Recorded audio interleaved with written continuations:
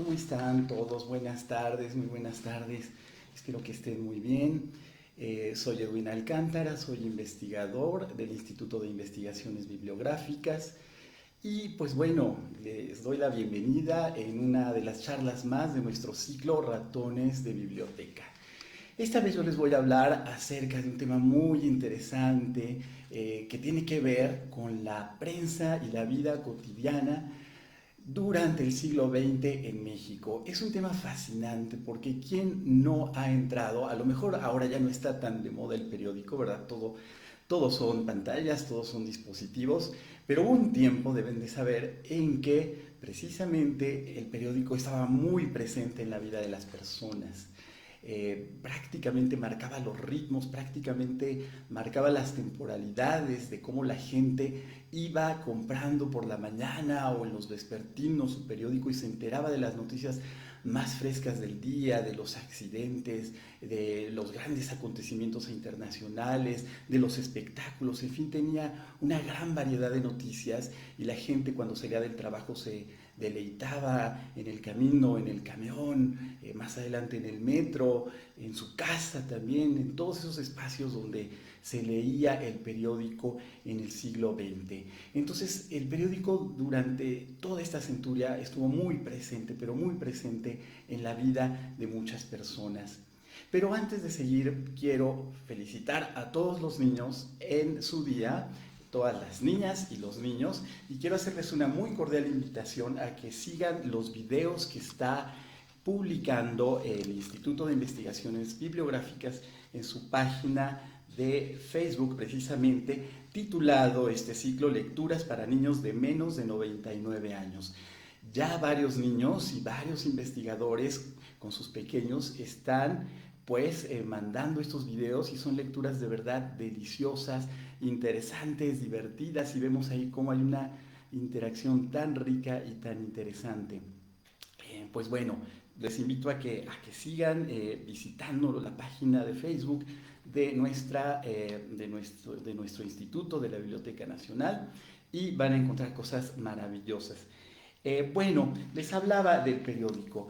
Antes que nada, es importante decir que precisamente la Biblioteca Nacional resguarda en sus acervos, en la Hemeroteca Nacional, una cantidad de periódicos vastísima de todas las épocas, como les comentaba nuestro director en días pasados, desde el siglo XVIII, desde la primera Gaceta que se editó en México hasta la actualidad. Sigue siendo el principal repositorio de periódicos y esto es algo fascinante de verdad que los invito a que visiten. Seguramente algunos de ustedes ya han hecho, si ya han investigado, les han dejado trabajos escolares, pues ya habrán visitado y experimentado esta maravillosa experiencia que es viajar al pasado a través de los periódicos. Uno de los ejercicios más comunes que siempre dejan es investigar el día de tu cumpleaños, qué es lo que pasó en el mundo y en México en ese día. Pero además de eso, sabemos que la prensa es una gran, pero gran fuente para la investigación histórica, pero para recrear los más variados asuntos, la historia política, la historia social, es decir, tenemos una gran cantidad de temas y asuntos prácticamente inagotables que podemos investigar allí. Uno de esos temas es precisamente la vida cotidiana, es decir, cómo vivía la gente así al ras del piso, en sus casas, en su vida privada, en sus prácticas cotidianas, dónde compraban, qué consumían, cuáles eran sus modelos de consumo, sus patrones, esto que llama la historia cultural la vida material, ¿no? Es decir, qué era lo que compraban, qué era lo que consumían las personas. Pues en el periódico tenemos una riqueza extraordinaria con esto. Hay que decir algo muy importante, que normalmente pensamos que el periódico es un reflejo fiel de la realidad, y es verdad, en buena parte lo es, pero tenemos que recordar que el periódico lo hacían también periodistas, escritores, dibujantes, fotógrafos, y que el periódico como una institución, como un medio de comunicación, finalmente era un gran mediador, un gran constructor de nuestras imágenes de la realidad. Es decir, quien abría el periódico en aquellas épocas se encontraba algo así como un gran espectáculo sobre la vida. se enteraba a la vez de todo lo que estaba pasando en el orbe, en las ciudades europeas, en Asia, y al mismo tiempo en México, ¿verdad? Pero el periódico pues no solamente es política, ¿verdad? Ni solamente es economía, sino que también nos habla mucho de la vida cotidiana de las personas a través de sus crónicas, a través de fotografías, pero también a través de su publicidad, que este es un elemento muy interesante y muy rico, ¿no? La publicidad que sigue teniendo una importancia enorme y que, como todos sabemos, pues nos propone modelos, estilos de vida, formas de ver la realidad, todo esto que nos conforma, que ahora lo hacen nuevos medios, ¿verdad? Que tenemos al alcance literalmente de la mano en nuestro teléfono móvil, pues antes la prensa tenía ese papel. Nada menos que el año pasado hicimos una exposición itinerante muy interesante que se llamó La prensa en la construcción de la cultura nacional, en la conformación de la cultura nacional. Y llevamos a varios CCHs y preparatorias un kiosco de periódico, todos los académicos que estudiamos siglo XX nos pusimos de acuerdo para hacer una selección de periódicos representativos de esta época, llegando hasta la era digital.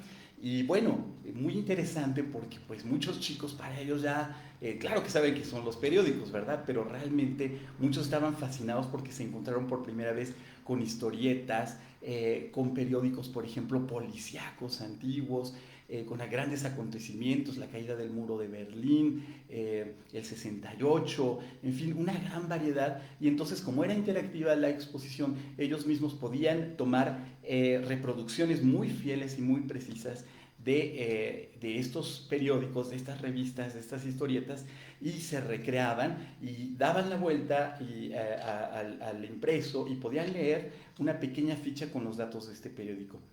Entonces fue una manera de hacer un acercamiento muy bonito,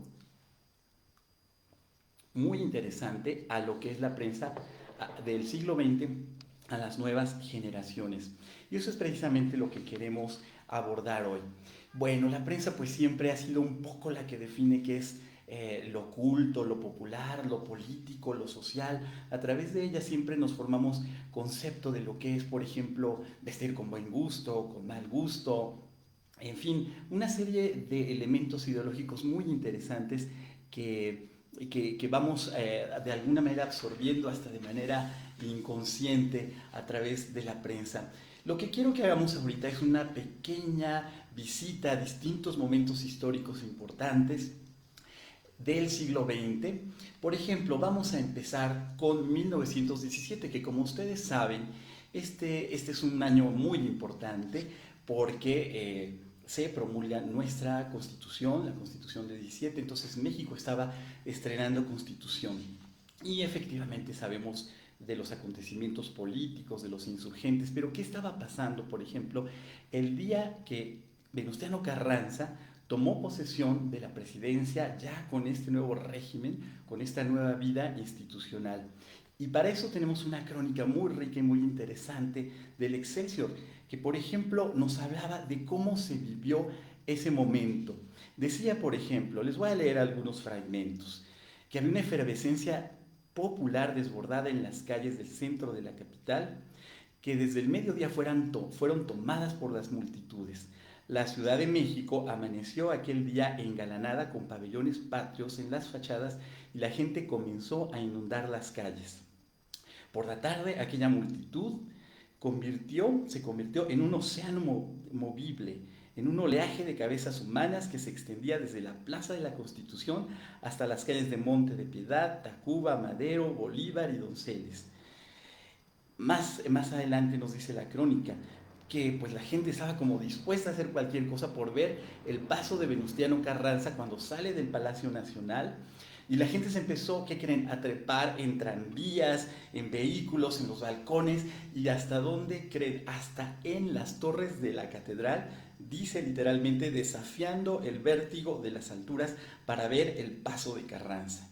Fue el inicio apoteósico de un momento singular. Las campanas de la catedral empezaron a repicar con intensidad. Los clarines tocaron una marcha de honor y resonaba el himno nacional. Y frente a la catedral, nada menos que soltaron cientos de palomas que tenían atado un listón con una leyenda que decía 26 de marzo de 1913, 1 de mayo de 1917, es decir, cuando se firmó el Plan de Guadalupe en 13, justo en esa fecha, que empieza el movimiento constitucionalista, y 1 de mayo, una fecha que se consideraba pues como fundacional de un nuevo orden institucional para México. Bueno, esta es una probadita nada más de lo que la crónica como género nos permite disfrutar en la prensa. Ese mismo año, por ejemplo, Roberto Núñez y Domínguez, que fue uno de los periodistas fundadores del Excelsior, nos platicaba, por ejemplo, en una de sus crónicas, recordaba que todos en la ciudad en aquella época se conocían unos a otros, ¿no? No como ahora que nadie se conoce. También evocaba que en las noches la gente, al terminar las funciones de teatro, se dirigía a cafés como La Granja, El Globo, El Fénix, El Principal, El Inglés, en donde se hablaba de los sucesos de la Gran Guerra. Es decir, recordemos que estaba el mundo, especialmente Europa, inmersa en la Primera Guerra Mundial, y entonces se hablaba, dice Roberto Núñez y Domínguez, de los nombres de Joffre, de Hindenburg, de Pershing, de los grandes generales que estaban en el frente occidental dirigiendo estas operaciones. Y en las tertulias de estos cafés, pero también en las casas familiares, se comentaban las crónicas de Rafael López, los nuevos poemas de Amado Nervo, de Luis G. Urbina, de Enrique González Martínez y de José Juan Tablada. Vaya, un ambiente literario que, si bien ocupaba estos espacios de sociabilidad pública en los cafés, también se reproducía en los hogares y en las tertulias particulares. ¿Qué pasaba en este año? Bueno, pasaban cosas muy interesantes, por ejemplo, a nivel del consumo, de las compras que hacía la gente. Había almacenes muy interesantes que seguramente algunos de ustedes recordarán. Uno que se llamaba Al Puerto de Liverpool, que bueno, ya después se conoció como el Puerto de Veracruz. También estaba el de Liverpool y el Palacio de Hierro, que ahorita les voy a comentar algo al respecto. Pero el Puerto de Veracruz era una de las tiendas más grandes y surtidas. Ahí, por ejemplo, las damas podían hacerse de un par de medias de seda negra con talón reforzado por 2 pesos. Una falda de corte moderno de casimir inglés por 7 pesos con 50. Unas zapatillas o choclos legítimos americanos por 5.50. O unos guantes de hilo blanco cortos por 60 centavos. Estaba muy de moda, he de decirles, la moda americana, estaba desplazando a la moda francesa, la moda europea, que había dominado mucho en el porfiriato. Esto es muy interesante. Los caballeros, por ejemplo, podían salir de ese almacén de Veracruz, del puerto de Veracruz, con una camisa de fina cretona francesa por 2 pesos, un paraguas con un sistema de apertura Velox que costaría 2.69 pesos. Y para completar su atuendo podía usar un impermeable americano de corte elegante por 17 pesos. Ese sí estaba un poco más caro. Y les decía que les iba a hablar un poquito del Palacio de Hierro, ¿no? Que fue una de las pioneras de nuestras tiendas departamentales, fundada en 1888. Bueno, ahora que parece una tienda tan exclusiva, pues bueno, en aquel entonces pues se dirigía asombrosamente a más los sectores sociales. Por ejemplo, uno de sus anuncios de 1917 decía: señoras, caballeros, niños y niñas. También se dirigía a militares, empleados y artesanos, y aseguraba que con poco dinero hay todo para todos en el Palacio de Hierro. Bueno, sin embargo, las ilustraciones no reflejaban como esa variedad social, porque más bien ponían caballeros en frac, en trajes así muy elegantes, ¿no? Bueno, les voy a hablar un poco ahora de algo muy a propósito de lo que estamos viviendo, que es esta contingencia sanitaria, y que, como ustedes sabrán, o tal vez ya lo han oído por estos días, se dio un brote, también una epidemia mundial o una pandemia, como ahora se le conoce, que se le conoció como gripe española o influenza española. Obviamente esto llegó a México también y la prensa estuvo allí para reflejarlo. Resulta pues muy interesante ver este tipo de notas. Por ejemplo, les voy a leer brevemente que el Pueblo del 20 de octubre reportaba 40,000 casos de influenza española. Si bien esta enfermedad se había manifestado y la prensa daba cuenta de ello por ahí de abril, de mayo, pero los casos no se habían disparado, sino hasta fines de ese 1918, estamos hablando, ese fue el año. Ya existían, decía, cerca de 40,000 casos en toda la República. Aunque debido, decía, a la enorme cantidad de habitantes que residen en la Ciudad de México, no se haya notado. Bueno, entonces el país tenía alrededor de unos 15 millones de habitantes, ¿no? Entonces, bueno, agregaba la nota, autorizadas opiniones de competentes doctores nos aseguran que dentro de 10 o 15 días habrá más de 100,000 enfermos de influenza española si el ayuntamiento de la ciudad no pone de su parte lo posible para que el aseo de la calle sea efectivo. Es decir, se estaban tomando medidas sanitarias. Otro periódico, El Informador, nos hablaba de que en Querétaro, por ejemplo, ya se habían registrado a fines de octubre, el 31 de octubre, más de 1,000 defunciones. Y decía, día por día aumenta el número de enfermos que alcanzan la tercera parte de la población, mueren diariamente más de 100 personas y ante la desgracia que nos aflige, los habitantes de la ciudad comienzan a sentir que los invade el pánico de las grandes calamidades.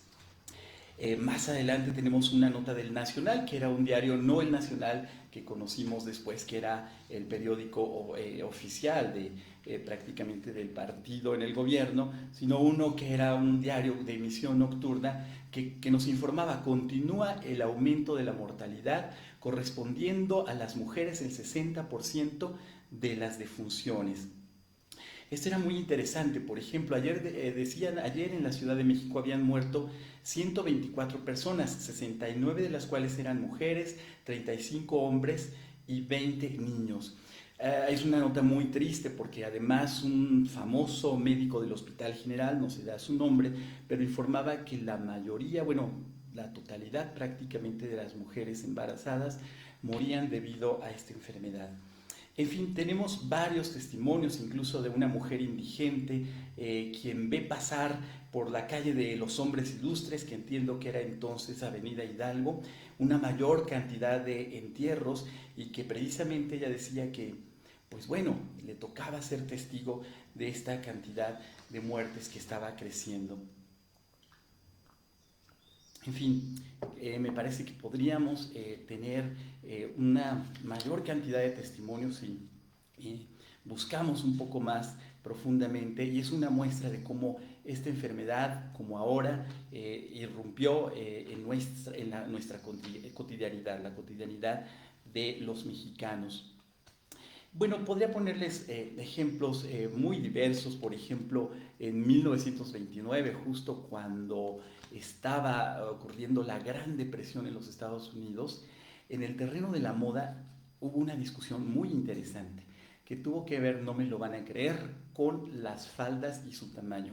Esto es muy interesante porque ya saben ustedes que desde los años 20 comenzaron a usarse las faldas un poquito más cortas con las que las mujeres bailaban el Charleston, el Foxtrot, y pues eran mucho más cómodas para esta actividad. Pero resulta que desde 1920, como lo informaba el Universal, la Sociedad de Damas Católicas estaba haciendo una campaña contra las faldas cortas y además pedía que no se permitiera la entrada a los templos a las mujeres que no fueran vestidas, decía literalmente, con rigurosa honestidad. Pero para 1929, periódicos como El Porvenir de Monterrey, El Informador de Guadalajara, sacaron lo que se supone que era un regreso de la moda de las faldas largas. Y entonces modistas de Nueva York como Stein y Blind empezaron a mostrar sus diseños y la prensa los daba a conocer, que pues eran vestidos primaverales y sin embargo largos. Pero ¿qué creen? Excelsior, bueno, concretamente la revista Jueves de Excelsior hizo una defensa de las faldas cortas justo a mediados de 1929, por ahí del 4 de julio. Un cronista que se llamaba Cristóbal Colín escribió que los sacerdotes se proponían emprender una cruzada contra las modas actuales que les parecían demasiado atrevidas. ya que pretendían que las faldas no fueran tan cortas ni los escotes tan bajos. Y entonces entrevistaba a algunas chicas que suponemos que eran como chicas de la élite, que estaban muy a la vanguardia en la moda, quienes expresaron su opinión al respecto, ¿no? Y no estaban de acuerdo en que volvieran las faldas largas. Por ejemplo, María Antonieta Palacios aseguraba que los grandes modistas de París habían hecho esfuerzos desesperados por imponer nuevamente la falda larga, para lo cual habían creado diseños de vestidos de cola, pero habían fracasado rotunda y definitivamente, pues la falda corta no solo tenía el fin de exhibir los encantos femeninos, sino que tenía muchas ventajas y resultaba extraordinariamente cómoda. Otra joven, Celia Estrada, opinaba que el pudor de la mujer no peligra porque la falda se use más o menos larga. Todo es cuestión de costumbre. Cuando vinieron los primeros modelos de este género, una sentía pena por mostrar el tobillo y los hombres no nos quitaban la vista. Pero ahora mostramos tranquilamente hasta la rodilla y el sexo feo ni siquiera parece darse cuenta. En fin, incluso ahí en las páginas de moda también se veían chicas que sobre todo trabajaban en despachos, en oficinas, que decían que ya se sentían más cómodas en su actividad con estas faldas cortas. Pero recuerdan que en ese mismo año de 1929 hubo una elección presidencial en la que se enfrentaron Pascual Ortiz Rubio y José Vasconcelos. Pues bueno, nada menos que un periodista del Nacional, que se llamaba Benjamín Vargas Sánchez, descalificaba el movimiento vasconcelista, pero utilizaba así como un poco golpes bajos, por así decirlo, descalificando a los seguidores de Vasconcelos, que se llamaba, como ustedes recuerdan, el Partido Antirreeleccionista. Y entonces decía que los antirreeleccionistas forjaban sus rebaños con juventudes estudiantiles y mecanógrafas pintarrajeadas, así lo decían.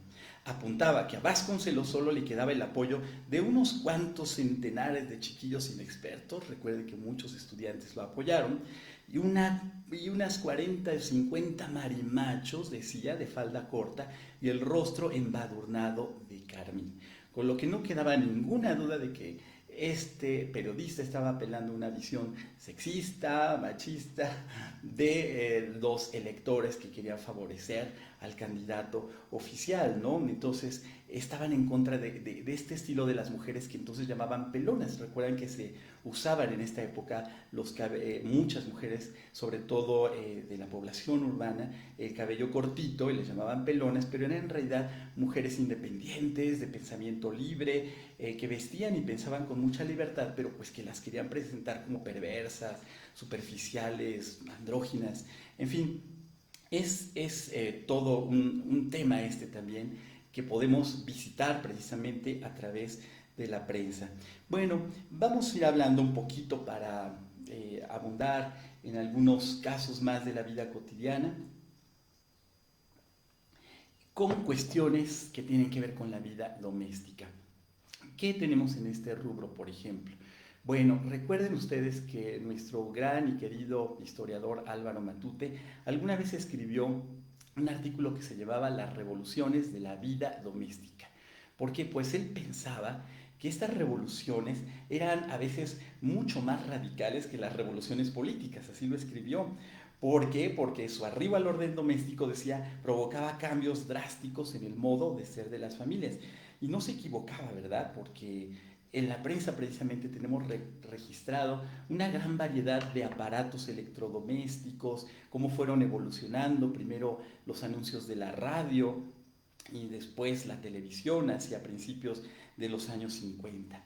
Pero tenemos más detalles. Les voy a leer rápidamente una encuesta que hizo el Universal en 1949 que revelaba que la cocina era la actividad predilecta de las mujeres, pues el 56% de ella decía preferir cocinar, mientras que solo el 12% limpiar la casa, el 11% lavar la ropa, 10% coser y solo el 6% planchar.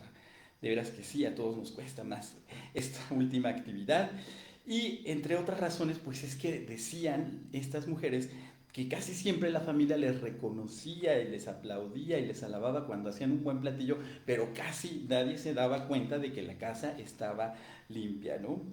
Bueno, en 1950, por ejemplo, también aparecían anuncios dirigidos a las mujeres, por ejemplo, el de leche nido, donde aparecía nada menos que la actriz Elizabeth Taylor, muy joven entonces, cargando a un bebé en brazos y donde decía ser una madre feliz.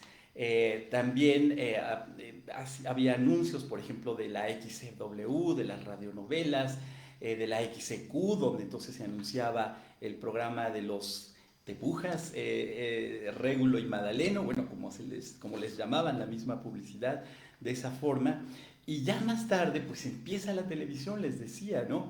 Por ejemplo, la tienda Salinas y Rocha, hacia 1953, anunciaba ya sus televisiones y se aprovechaba nada menos que del sentimentalismo que provocaba la época de la Navidad para decirle a los lectores. Decía, regale a su familia un televisor imperial y llévese gratis 100 pesos en juguetes de su elección. Pero la suma de esta tele pues era no tan pequeña, valía 2.545 pesos. Lo que provocó que, pues sí, algunas familias que tenían televisión, pues hicieran un pequeño negocio porque les cobraban a niños más humildes, colonias también populares, para que pasaran a ver la televisión. Les cobraban por ahí de 5 centavos más o menos, y pues veían programas como el famoso Teatro Fantástico de Cachirulo. Bueno, quienes no lo conocen pues ya investigarán de qué se trata, ¿no? O por ejemplo la televisión Telstar, ¿no? Que aprovechaba un poco el ambiente de la Guerra Fría allá por 1969 y entonces mostraba una caricatura donde unos pequeños rusos así con sus gorritas peludas, sus shankas, estaban muy divertidos viendo la televisión, en la televisión una película de cowboys, ¿no? O sea, burlándose un poco de estas diferencias.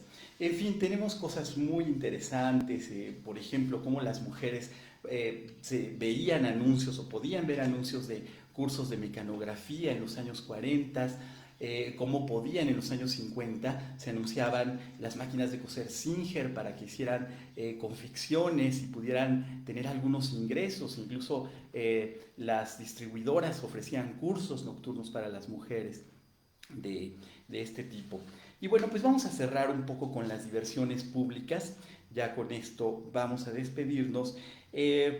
Pues es muy interesante porque, por ejemplo, el teatro de revista, que como ustedes saben, hay registro de él desde principios del siglo XX, continuó, y uno de esos personajes fundamentales del teatro de revista era nada menos que don Jesús Martínez Palillo, que como ustedes saben, pues era uno de los principales críticos del gobierno, ¿no? Pero resulta que hacia 1961 le prohíben sus labores histriónicas, según nos informaba el Universal, porque había dicho en un sketch que la Ciudad de México lucía uruchurtescamente limpia. Como ustedes recordarán, hacía referencia a Ernesto P. Uruchurto, el llamado regente de hierro, que tenía fama de ser bastante duro, y parece que esto no le gustó y que bueno, pues eso fue suficiente para censurar el espectáculo político de Palillo. En fin, vamos a hablar un poco de cine. Bueno, creo que esto es más que nada una invitación para que se sigan asomando, ¿no? Por ejemplo, en 1929 las notas de espectáculos hablaban del gran triunfo en Hollywood de la dulce y joven Lolita del Río, que había sido triunfadora en Hollywood. También se había estrenado en 1931 la película Luces de la Ciudad de Charlie Chaplin. Ya más adelante, en los años 30, por ahí de 1932, el cine Balmori aprovechaba que había una prohibición, como ustedes recordarán, del consumo de alcohol en los Estados Unidos, e ironizaban con esto y decía, le pedía al público emborracharse de risa viendo películas de Buster Keaton y las cintas de Tarzán, encarnado en el famoso Johnny Weissmuller, que era el mítico Tarzán de las películas. Por allá de 1964, el cine Diana exhibió la película Lawrence de Arabia, como ustedes saben, protagonizada por el inglés Peter O'Toole, que ganó varios premios de la Academia, donde sale Omar Sharif y Anthony Quinn, todos ellos pues inmortalizados con sus cufillas de árabes. Y en 1974 fue anunciada esa película tan extrema de terror y que marcó un hito en eso, que era El Exorcista, en cines como Roble, Polanco, Galaxia, Pedregal 70 y muchos más, provocando insomnio, histeria, perturbación en no pocos jóvenes y adolescentes y hasta varios niños que, como ustedes saben, se colaron por allí al exorcista y que no pudieron dormir por varias noches. Pues bueno, miren, podría seguir, pero más bien me quedo hasta aquí, pero es verdaderamente un placer y un gusto compartir todo esto con ustedes, y esto es una invitación a que consulten nuestros riquísimos acervos de la Hemeroteca Nacional. Se van a llevar gratísimas sorpresas, les garantizo que van a viajar en el tiempo, que se van a topar con experiencias maravillosas de su propia infancia, de la de sus padres, de sus abuelos, y van a recuperar el pasado y la memoria de México, que es lo más valioso, que la memoria individual es también parte de esta gran memoria de nuestro país. Bueno, pues les invito muy cordialmente para que la próxima semana sigan nuestras charlas de ratones de biblioteca. El 4 de abril estará nuestra querida amiga María Andrea Jovine hablándonos de las vanguardias y de la poesía visual. Los esperamos allí entonces y les agradezco muchísimo su atención. Espero que les haya dado una probadita que los incite a abordar más la historia de la vida cotidiana a través de la prensa.